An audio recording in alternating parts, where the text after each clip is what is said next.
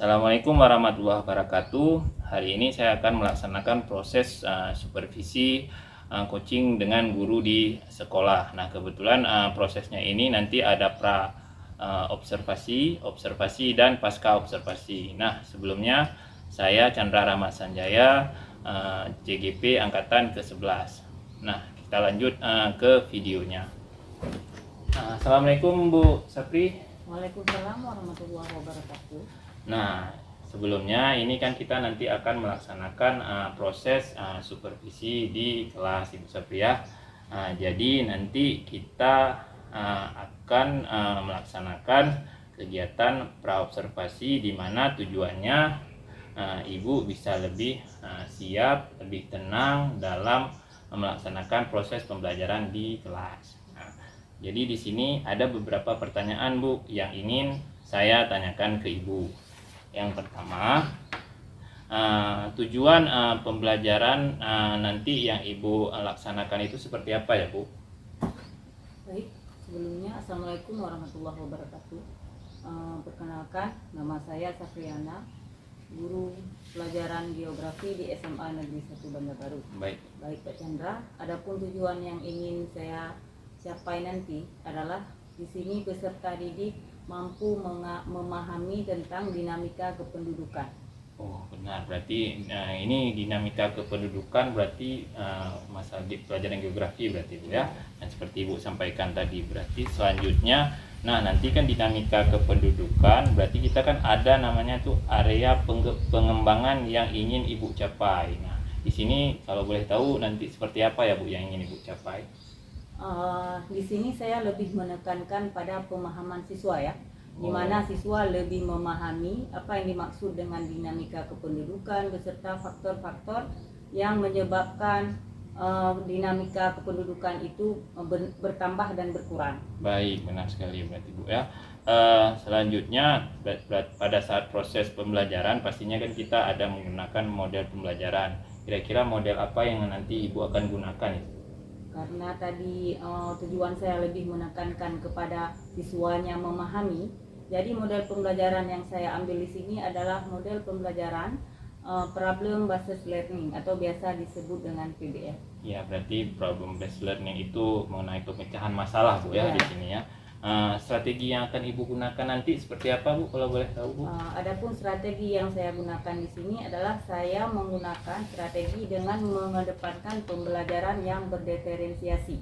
Oh baik. Yaitu pada intinya saya akan menggunakan dua konten, yaitu dua pembelajaran berdiferensiasi, yaitu ada yang namanya proses dan konten. Baik. Di mana pada proses ini peserta didik akan dimana saya akan menyesuaikan dengan proses kemampuan peserta didik dan gaya belajarnya.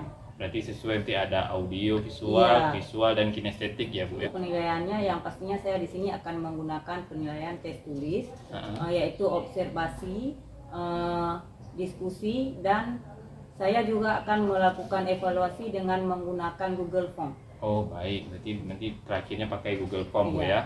Yang terakhir ini Bu, jadi nanti pelaksanaannya itu di kelas berapa kalau boleh tahu Bu? Ya, kebetulan karena materinya ini berhubungan dengan kependudukan, itu sasarannya di kelas 2.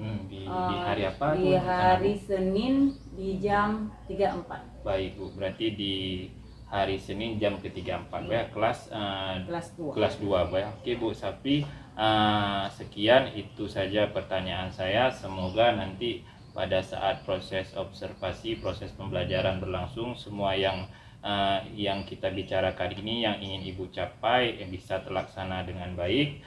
Sampai jumpa di kegiatan observasinya ya Bu. Assalamualaikum warahmatullahi wabarakatuh. Waalaikumsalam warahmatullahi wabarakatuh. Hari ini kita akan melaksanakan proses observasi di kelas. Semoga apa yang Ibu rencanakan kemarin di observasi bisa terlaksana dari segi strategi, dari segi metode, semuanya bisa terlaksana dengan baik Bu Sapri ya. Untuk itu sekarang bisa kita lanjut proses observasinya. Terima kasih Bu Sapri. Ayo Bu. Assalamualaikum warahmatullahi wabarakatuh. Waalaikumsalam warahmatullahi wabarakatuh. Bagaimana kabarnya hari ini?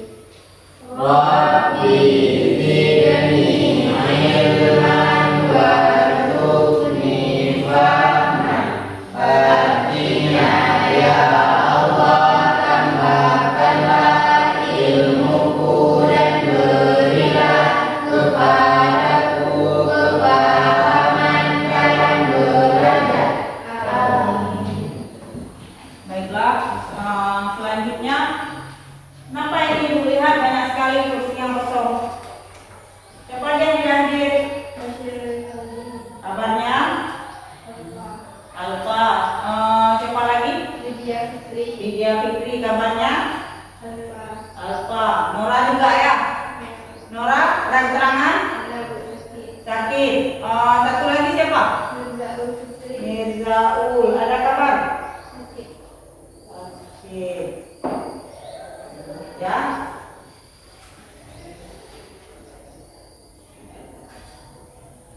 Nah, sebelum kita melanjutkan kegiatan pembelajaran kita untuk hari ini, Ibu ingin menanyakan dulu, ada yang masih ingat apa materi kita minggu lalu?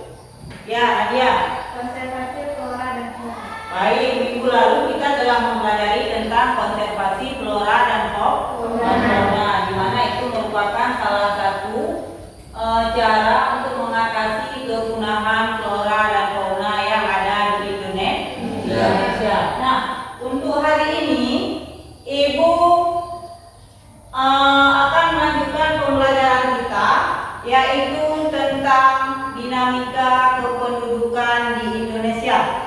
Nah, aku ingin coba Cuk membacakan apa tujuan pembelajaran kita hari ini ke depan.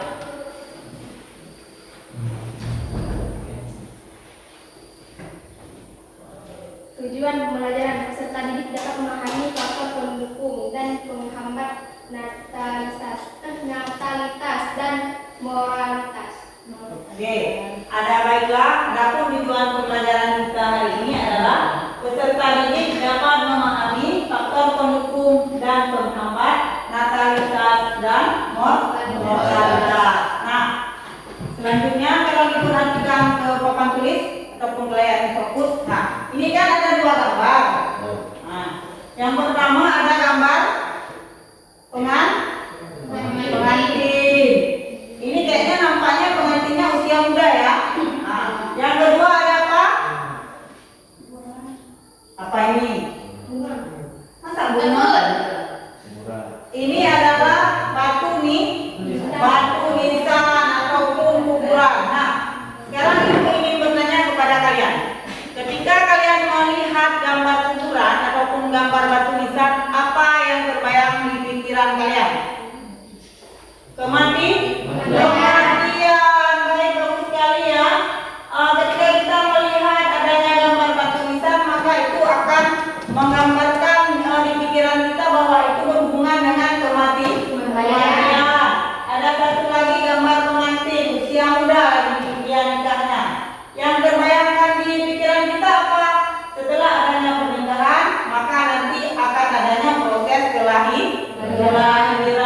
Nah, berarti adanya kelahiran dan adanya kematian. Nah, dari kedua gambar ini kita dapat menyimpulkan materi pembelajaran kita hari ini, yaitu tentang kelahiran dan kematian.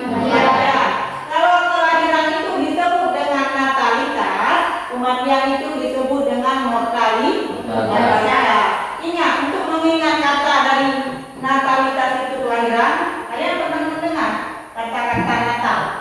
Pernah. Nah, Natal itu kenapa orang yang menganut agama selain Islam itu misalnya dia merayakan Natal. Nah, dia merayakan hari kelahiran seseorang yang berarti bagi mereka ataupun yang mereka puja-puja.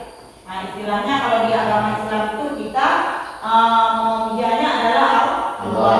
Maka di agama lain itu akan disesuaikan dengan keyakinan mereka. Nah, sekarang coba keluarkan Android kalian. Ketua kelas tadi sudah membagikan link untuk permasalahan pada materi kita hari ini. Silahkan diakses dan diamati video yang ada pada link itu mengenai kelahiran dan kematian ya. Nah, coba dibuka. Ada yang bisa akses? Nah, baik, disimpan kembali Androidnya.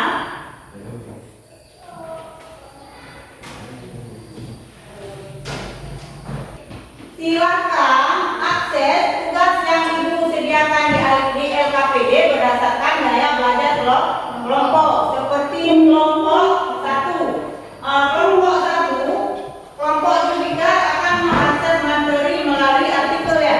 Ya, daya belajar mereka berarti mereka akan mengakses materinya melalui artikel.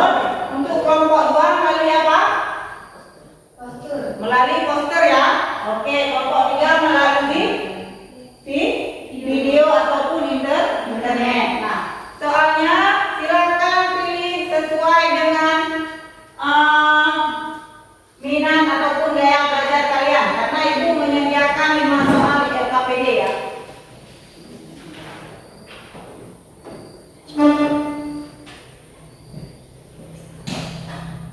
Baik,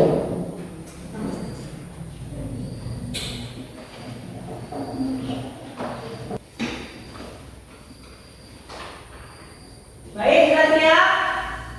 Sudah ya? Sudah. Baiklah. Selanjutnya kita akan mempresentasikan hasil kerja kelompok berdasarkan gaya belajar kalian ya. Silakan kelompok pertama yang mau mempresentasikan Zulfikar ya. Ya.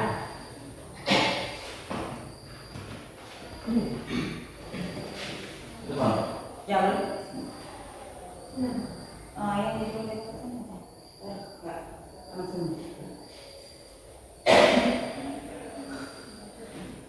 Baik, Assalamualaikum warahmatullahi wabarakatuh. Waalaikumsalam warahmatullahi wabarakatuh. Baik, saya mewakili kelompok 1 ingin mempresentasikan hasil kami menggunakan gaya visual atau artikel. Adapun faktor yang mendukung kelahiran adalah pernikahan usia dini. Pernikahan usia dini merupakan ikatan yang dilakukan oleh pasangan yang masih tergolong dalam usia muda pubertas sesuai Undang-Undang Nomor 1 Tahun 1924 Pasal 7 Ayat 1 tercantum bahwa usia yang sudah diperbolehkan menikah adalah 19 tahun bagi laki-laki dan 16 tahun bagi perempuan, sehingga pelaksanaan pernikahan di bawah usia tersebut termasuk pernikahan usia dini. Faktor terjadinya pernikahan di usia dini: 1. Faktor ekonomi, 2. Faktor pendidikan yang rendah, 3. Faktor budaya atau tradisi, 4. Faktor media massa. Baik, sekian. Ada yang ingin bertanya? Assalamualaikum warahmatullahi wabarakatuh. Saya perwakilan dari kelompok 2 ingin bertanya kepada kelompok 1. Jelaskan dampak pernikahan ini terhadap dinamika pendidikan. Sekian.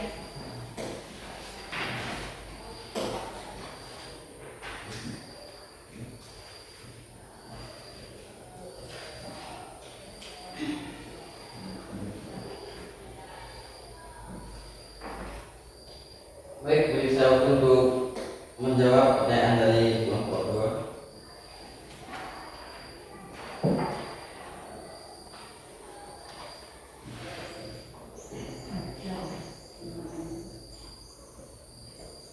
Baik, dengan adanya penambahan pendidikan, dengan adanya pernikahan usia dini menambah angka kelahiran yang berefek pada meningkatnya angka pertumbuhan penduduk. Baik, saya terima. Ada yang ingin bertanya lagi? Tidak. Oke, ada jawabannya. Sekian saya sampai di sini.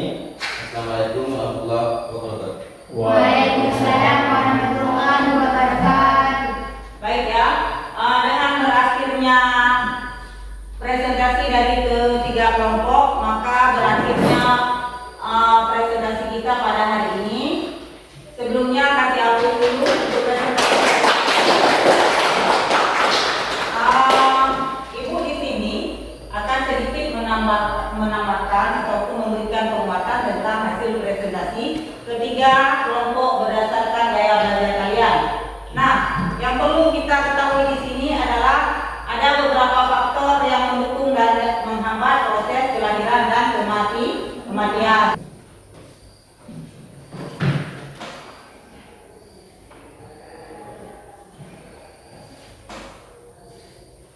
Sudah ada yang bisa akses? Sudah ya, kalau ada kendala dikabari dari ibu bantu.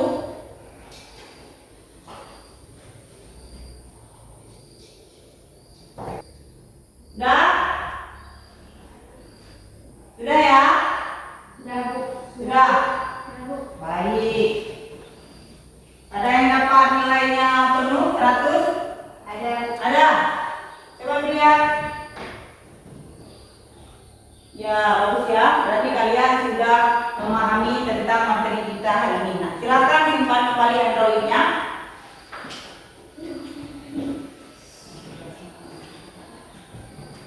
Baik. Setelah kita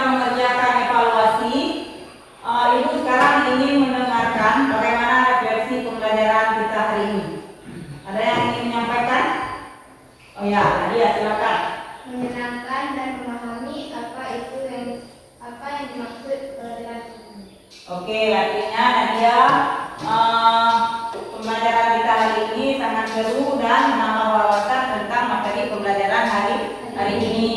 Yang lain ada, Fikar?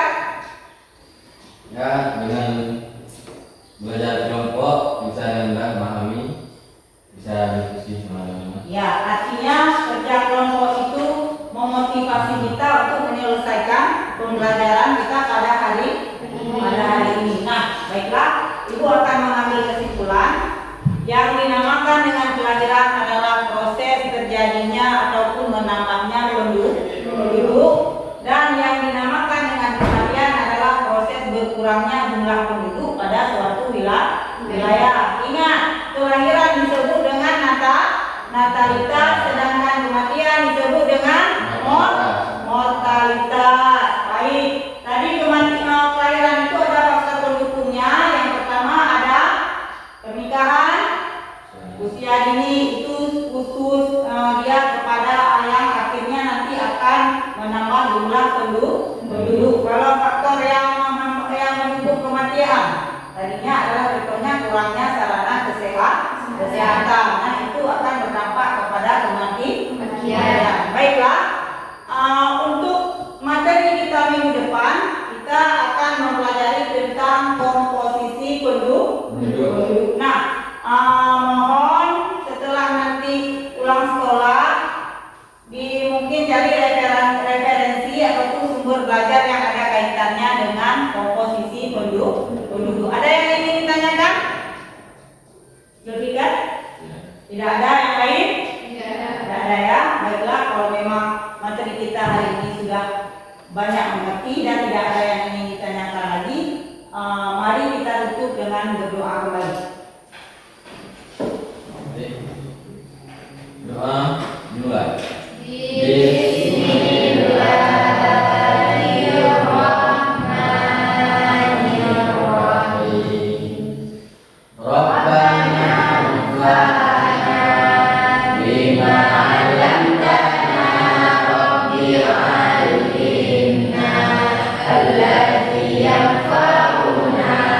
Ibu akhiri pembelajaran kita hari ini.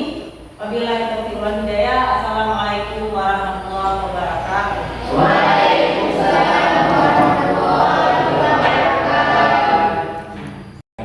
warahmatullahi wabarakatuh. Ibu Safri, Pak Chandra. Saya Juliani, pengajar praktiknya Pak Chandra. Hari ini Bu Safri akan memantau atau melihat Pak Chandra akan melakukan percakapan pasca observasi bersama Ibu setelah melakukan observasi beberapa waktu lalu ya. Mungkin boleh dimulai Pak Chandra, izinkan saya untuk menjadi pengamatnya. Ya, silakan Pak Chandra. Baik, terima kasih Ibu Juli.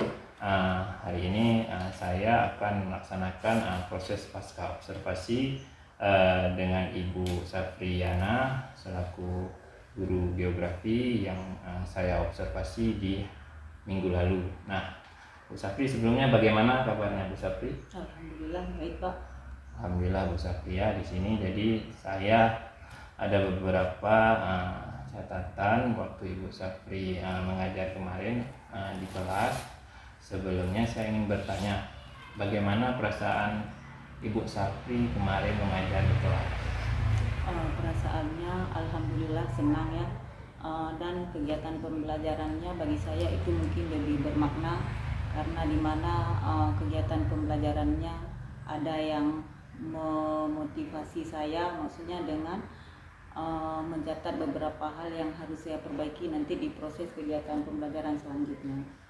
Baik Bu, berarti sekarang bagaimana misalnya kemarin yang biasanya Ibu mengajar tidak ada yang mengamati, kemarin misalnya ada supervisi, bagaimana perasaannya? Perasaannya pada mulanya mungkin agak sedikit gugup ya, tapi itu kemudian bisa dikondisikan kembali seperti biasanya Bapak. Oh ya, awalnya gugup Bu ya karena ada orang lain Bu ya. Iya. Sebelum kita berbincang lebih jauh, menurut Bu Safri, kira-kira tujuan percakapan kita hari ini seperti apa ya Bu? Adapun tujuan dari percakapan kita hari ini adalah untuk membahas kelas observasi kegiatan pembelajaran yang telah dilakukan minggu lalu. Di sini kita akan membahas dan nanti akan mendapatkan hasil dari kegiatan pembelajaran yang sudah kita lakukan. Apakah pembelajaran itu perlu ditingkatkan atau ada hal-hal yang perlu diperbaiki untuk mendapatkan kegiatan pembelajaran yang lebih baik untuk ke depan. Baik, benar sekali Bu Safi. Jadi tujuan hari ini kita ingin melihat proses observasi Bu Safi yang telah dilakukan minggu lalu, sehingga proses pembelajaran itu bisa berjalan lebih baik. Nah, jadi gini Bu Safi, kemarin kan kita ada beberapa poin penting sebelum observasi, ada di bagian pra-observasi. Di sini saya ingin menanyakan secara menyeluruh bagaimana proses pelaksanaan Ibu kemarin saat mengajar di kelas. Proses pada saat saya melaksanakan kegiatan pembelajaran di kelas, alhamdulillah sesuai dengan harapan kita sebelumnya, di mana kegiatan pembelajaran itu berlangsung sesuai dengan kegiatan pembelajaran yang sudah kita rencanakan sesuai dengan modul. Kemudian pada proses pembelajaran tersebut saya juga menggunakan model pembelajaran PBL, di mana pada saat penggunaan model pembelajaran ini kegiatan pembelajaran berlangsung seperti yang kita harapkan. Baik, benar sekali. Kemarin juga saya sudah melihat bahwasanya di sana sudah ada diskusi kelompok dan di sana juga sudah menemukan permasalahan dan jawaban dari permasalahan tersebut. Jadi di saat pelaksanaan kemarin, kira-kira yang menjadi hambatan saat Ibu mengajar seperti apa, Bu? Di sini saya mengalami beberapa kendala ya. Salah satunya yaitu pada saat kegiatan pembelajaran berlangsung. Di sini kan peserta didik sudah dikondisikan untuk mengamati permasalahan yang disajikan, kemudian mereka mengerjakan LKPD berdasarkan kelompok belajar mereka yang sudah mereka pilih berdasarkan minat dan bakat gaya belajar mereka. Nah, adapun kendala yang saya temui di sini pada saat proses diskusi maupun presentasi, ada sebagian siswa yang mengalami kesulitan untuk mengemukakan pendapat. Artinya di sini mereka masih belum sepenuhnya percaya diri terhadap tugas yang dibebankan oleh kelompoknya masing-masing. Berarti dalam pelaksanaan kemarin beberapa siswa mungkin kurang percaya diri, Bu ya. Jadi mungkin hanya orang itu saja yang berbicara, Bu ya. Selain dari tadi saat presentasi siswa itu berbicara, ada lagi hambatan yang Ibu rasakan kemarin saat proses pembelajaran? Sejauh kegiatan pembelajaran kemarin tidak ada, Pak. Cuma di situ aja yang kendalanya menurut saya. Kira-kira kan Bu, dari hambatan tadi, alasan Ibu tadi ada beberapa siswa yang kurang percaya diri itu, kira-kira alasannya seperti apa ya Bu, bisa menyebabkan dia kurang percaya diri? Yang pertama sebabnya begini Pak ya, kurangnya mereka membiasakan berkomunikasi dengan menggunakan bahasa yang baik dan benar di sini ya. Makanya dalam proses presentasi itu yang muncul itu hanya peserta didik itu saja, karena mereka istilahnya mereka tidak sanggup untuk berpresentasi, berbicara dan sebagainya. Nah, di sini mungkin kurangnya juga peran saya ya dalam mengkondisikan tanggung jawab kepada mereka masing-masing. Bebannya apa, misalnya tugasnya apa di dalam kelompok. Itu saja Pak. Baik, benar sekali. Kemarin juga saya sudah melihat bahwasanya sepertinya siswa di sini lebih kental dengan bahasa daerah. Jadi sehingga dalam presentasi kemarin menggunakan bahasa Indonesia mereka sedikit kurang lancar, Bu ya. Jadi dari hambatan kemarin kan ada siswa yang mungkin dalam presentasinya kurang lancar ataupun hanya siswa itu saja yang berbicara. Kira-kira solusi menurut Ibu bagaimana ke depannya agar semua siswa bisa aktif? Solusi menurut saya untuk ke depannya, saya harus lebih membimbing siswa ini dalam hal menyampaikan pendapat, mengemukakan ide-ide baru. Selanjutnya juga saya harus membimbing mereka dalam hal bertanggung jawab. Artinya di sini mereka harus mempunyai peran dan tanggung jawabnya masing-masing di dalam kelompok. Artinya yang bekerja, baik itu mempresentasikan hasil, merangkum isi dan sebagiannya itu bukan hanya satu orang temannya saja yang bekerja, tapi mereka harus berbagi tugas secara tim. Ya. Benar sekali. Berarti kita, para siswa nanti harus semuanya mendapatkan giliran untuk berinteraksi dan mereka harus memperoleh tanggung jawab yang sama Bu ya dalam kelompok. Jadi setelah tadi sudah ada solusi mengenai hambatan Ibu, kira-kira kapan akan kedepannya Ibu akan melaksanakan proses pembelajaran yang sesuai? Proses kegiatan pembelajaran yang sesuai, insya Allah akan saya lakukan pada pertemuan berikutnya. Sesuaikan dengan model pembelajaran apa yang akan saya desain, akan saya sesuaikan dengan bagaimana nanti kondisi siswa ini, bagaimana tugas mereka. Misalnya kedepannya saya akan merancang lagi pembelajaran dalam bentuk kelompok, maka saya akan membimbing siswa ini untuk lebih bertanggung jawab di dalam kelompoknya masing-masing. Baik Bu Sapri, terima kasih. Berarti untuk rencana tindak lanjutnya atau pertanggungjawaban dari ini berarti mungkin ya Ibu akan melaksanakan pada proses minggu depan pembelajaran Bu ya, pertemuan selanjutnya. Kemarin juga saya sudah mencatat ada beberapa hal untuk model PBL yang Ibu laksanakan, semuanya sudah sesuai dengan sintak-sintaknya. Kemudian kemarin juga Ibu ada buat gaya belajar siswa, yaitu visual, kinestetik dan audio. Juga di sana juga ada Ibu bahas berdiferensiasi. Di sana saya lihat waktu proses pembelajaran juga ada proses, konten dan produk.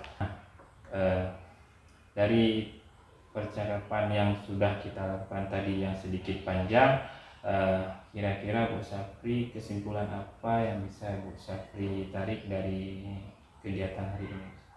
Adapun kesimpulan yang dapat saya ambil dari kegiatan kita hari ini, dengan adanya observasi pada kegiatan pembelajaran, itu dapat memberikan beberapa manfaat bagi saya khususnya. Yang pertama, saya menambah wawasan saya tentang bagaimana cara mengajar dan melakukan kegiatan pembelajaran yang efektif, tidak hanya berpusat pada guru tapi juga dapat melibatkan siswa yang aktif, baik itu dalam berdiskusi, mengemukakan pendapat dan mengerjakan segala sesuatu yang menjadi tugas mereka di dalam kelompok. Baik, terima kasih Bu Sapri atas waktunya. Benar sekali bahwasanya semua yang kita lakukan ini tujuannya baik untuk siswa dan baik juga untuk proses pembelajaran kita agar siswa kita bisa mendapatkan hasil yang maksimal. Sekian Bu Sapri, assalamualaikum warahmatullahi wabarakatuh.